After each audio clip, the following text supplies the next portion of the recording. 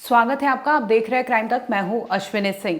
हरियाणा के सोनीपत में cricket coach की गोलियों से भूनकर मौत हो गई है। दरअसल यहां पर घात लगाए कातिल वेट कर रहा था। तभी शादी के समारोह में शामिल होने जा रहे क्रिकेट के कोच अपने पूरे परिवार के साथ थे। उस वक्त उस गाड़ी में उनकी बहू थी, बहू जो खुद नगर पालिका की पार्षद थी, और वो उनके साथ उनकी बीवी और रामकरण यानी क्रिकेट के कोच रहे रामकरण जो है वो सभी शामिल होने जा रहे थे एक शादी में। और तभी वहां पर घात लगाए पहुंचता है सुनील लंबू। ये जैसे ही ये लोग पहुंचते हैं सिविल हॉस्पिटल, वहां पर अपनी बंदूक निकालता है और दनादन गोलियां बरसाता है। 3 गोलियां चलती है। एक जो है वो बाजू पर लगती है, 2 जो है सीने में यानी छाती पर लगती है, जिसके बाद वो वहां पर तड़पने लगते हैं, खून पूरा पसर जाता है और वहां से जो सुनील होता है फरार हो जाता है। आखिर इस तरह से क्यों गोलियों से भूनकर क्रिकेट कोच की हत्या की गई थी, और इस तरह से अपराधी इतना बेखौफ कैसे हैं कि एक पॉलिटिकल पार्टी से ताल्लुकात रखने वाले और एक नामी गामी क्रिकेट के कोच रहे रामकरण की इस तरह से हत्या करके वहां से फरार हो जाते हैं। दरअसल ये वारदात जैसे ही सामने आती है, मौका वारदात पर पुलिस पहुंचती है, परिवार वाले सूचना देते हैं और अस्पताल ले जाते हैं, जहां पर रामकरण को डेड डिक्लेयर कर दिया जाता है। जो गोलियां चली थी वो सीने में लगी थी और सीना जो था उनका छलनी हो गया था, और इस दरमियान इलाज के दौरान ही उन्होंने दम तोड़ दिया था।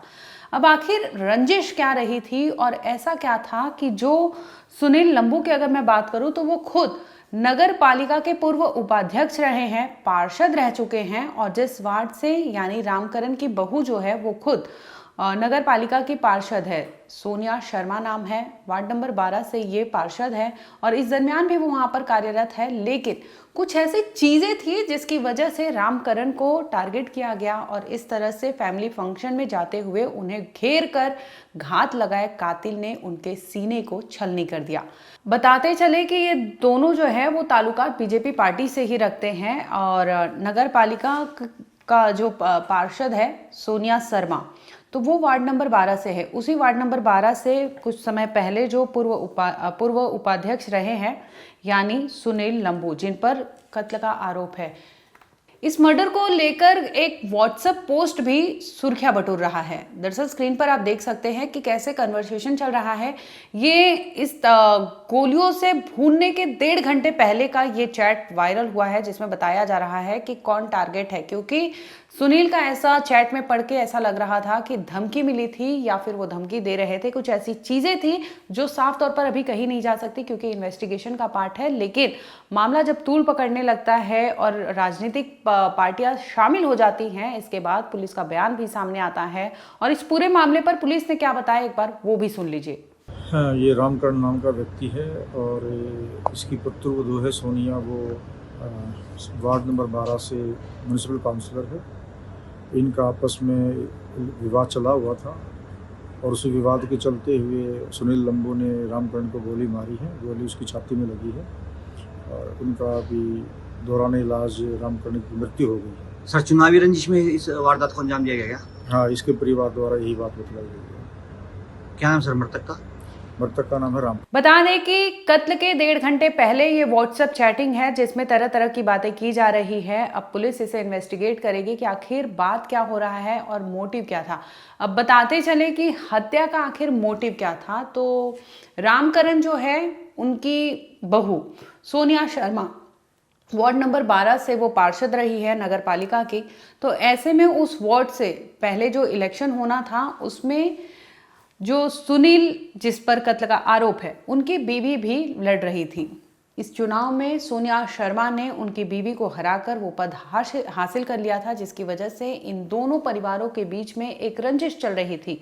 और कहीं ना कहीं हत्या का मोटिव जो है अभी तक में यही सामने आ रहा है कि चुनावी रंजिश था दोनों परिवार के बीच में, जिसकी वजह से सुनील जो है वो जाता है, घात लगाकर बैठता है और वहाँ पर इस तरह से रामकरण यानी एक क्रिकेट के कोच रहे, नामी गामी नाम है हरियाणा में और सोनीपत में। ये मामला जो है गन्नौर शास्त्री नगर का बताया जा रहा है।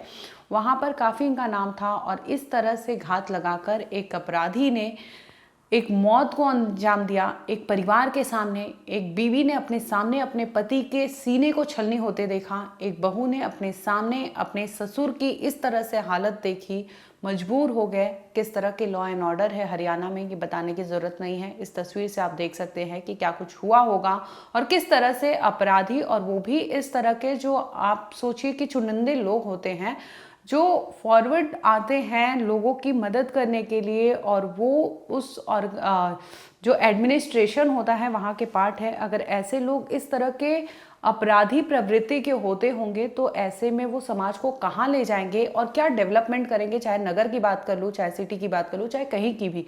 तो ऐसे लोगों से बचना चाहिए, समझना चाहिए कि आखिर इनका थिंकिंग थॉट कैसा होता है।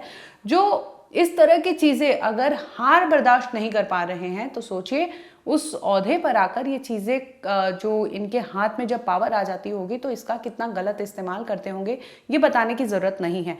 अमूमन आपने देखा होगा कि कई बार ऐसी खबरें सामने आती है जिसमें हम देखते हैं कि अपनी पावर या फिर अपना धौंस दिखाकर, चाहे नेता हो चाहे फिर कई ऑफिसर्स भी होते हैं जो इस तरह की चीज़ें करते हैं। लेकिन हरियाणा के गन्नौर से जो सामने आया है वो वाकई लॉ एंड ऑर्डर पर सवाल उठाता है कि एक राजनीतिक पार्टी इस तरह से अगर शादी समारोह में जा रही थी और इस तरह वहाँ पर घेर कर उन्हें मौत के घाट उतारा जाता है तो पुलिस पर भी सवाल उठते हैं।